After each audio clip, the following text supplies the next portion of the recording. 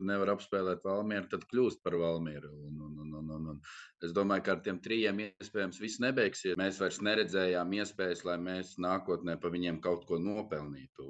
Tāpēc viņi iespējams gan Karmānī, gan Fāls, tas pats Silagādze, viņi mums būtu pamatsastāv spēlētāji arī šajā sezonā. Bet skatoties tā tālākā nākotnē, tad līdz ar to tika pieņemts tāds lēmums, ka mēs no viņiem atsakamies, ar Karmāni nepagarinām un ļaujam viņiem izvēlēties, kur viņi dosies tālāk.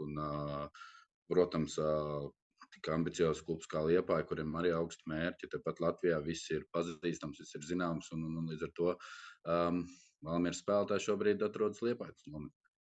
Tu teici, ka neredzat iespēju nopelnīt. Es pareizi saprotu, ka stāstiet par viņu vecumu, apmēram 24 gadi visai trijotnei, un tas jau kaut kur neatbilst Valmieras profilam.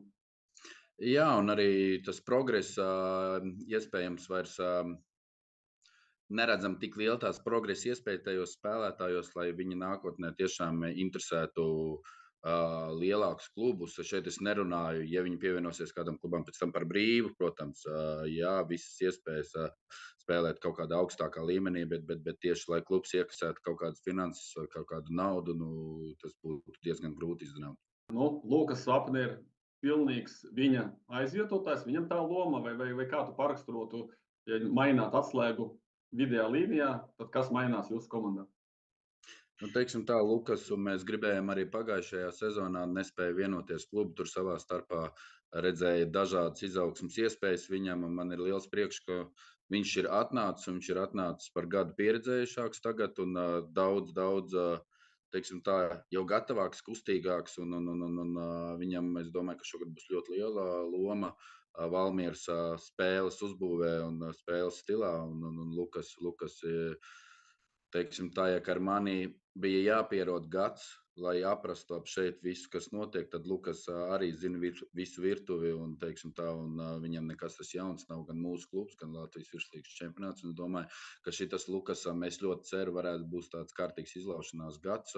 Grūti jau tā teikt, jo arī metā viņš guva vārds un daudz rezultīvas piespēles, bet es domāju, ja mēs saliekam kopā ar Latvijas nacionālo izlasi, tad Lukasam šis būs ļoti svētīgs gads, lai jau šī gada laikā pagauzētos Latvijas nacionālajā izlasē. Jā, ja runājam par Latvijas izlasi, tagad mazliet atkāpjoties no Valmieras, ir jauns treneris.